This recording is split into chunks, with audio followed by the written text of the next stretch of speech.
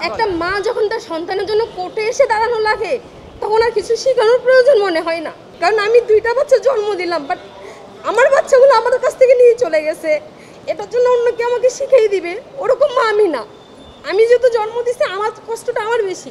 একটা সন্তান, একজন মা যদি তার সন্তানের জন্য কোর্টে এসে দাঁড়াতে হয় তাহলে আমি মনে করবো এখনকার মেয়েদের সন্তান গর্ভে ধারণ করা উচিত না।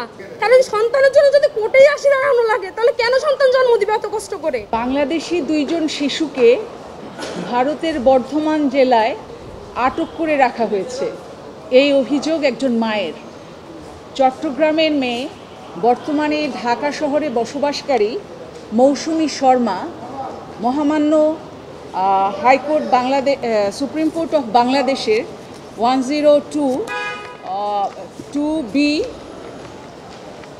102B1 এর আওতায় এই মামলাটি দায়ের করেন।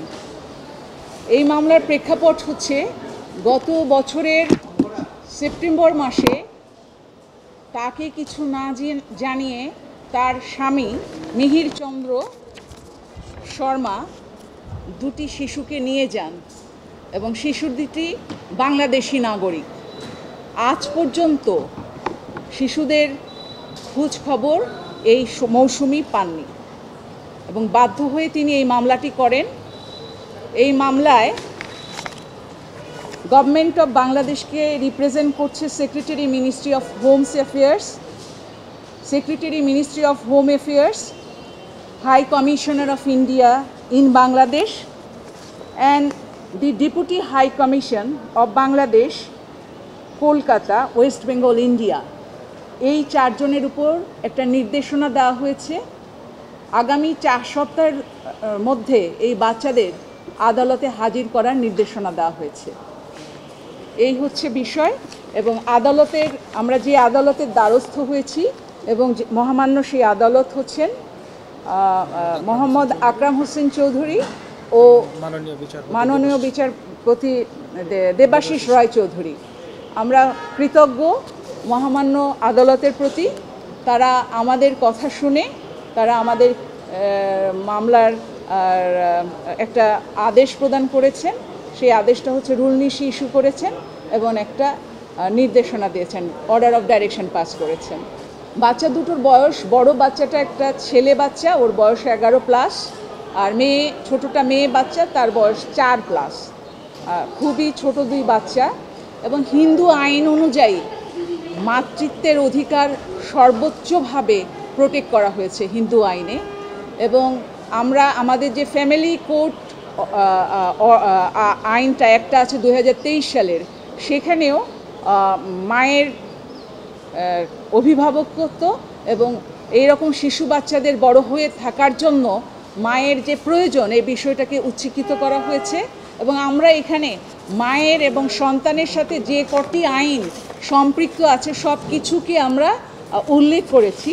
আমরা আপনাদের সুবিধার্থে সেই আইনগুলো আমরা কেবলমাত্র রিড আউট করে যাচ্ছি। এবং যেহেতু বাচ্চারা উইদাউট ভ্যালিড ডকুমেন্টস ভারতে আছেন, সেই ক্ষেত্রে আমরা পাসপোর্ট আইন এবং আমরা বর্ডার অ্যাক্ট আইন, আমরা সিটিজেনশিপ অ্যাক্ট সব কিছু এখানে ইনক্লুড করেছি। এবং আমরা বেসিক্যালি মায়ের অধিকার, বাচ্চার অধিকার সংশ্লিষ্ট যে ইন্টারন্যাশনাল কভেনেন্টগুলো আছে এবং বাংলাদেশের যে আইনগুলো আছে সেগুলোর সাহায্য নিয়েছি। আমি এক এক করে বলে যাচ্ছি। Universal declaration of human rights 1948, Convention on the Rights of the Child 1989, Convention on the Elimination of All Forms of Discrimination Against Women 1981, International Covenant on Child Civil and Political Rights ICCPR 1966, এবং এই সাথে আমরা citizenship act 1951টাকে support নিয়েছি। এবং সবচেয়ে বড় কথা হচ্ছে বাংলাদেশের সংবিধানের 27, 31 এবং 32 এই 3টা আর্টিকেলসকে আমরা আমাদের কেসের সাপোর্টে আমরা উদ্ধৃত করেছি।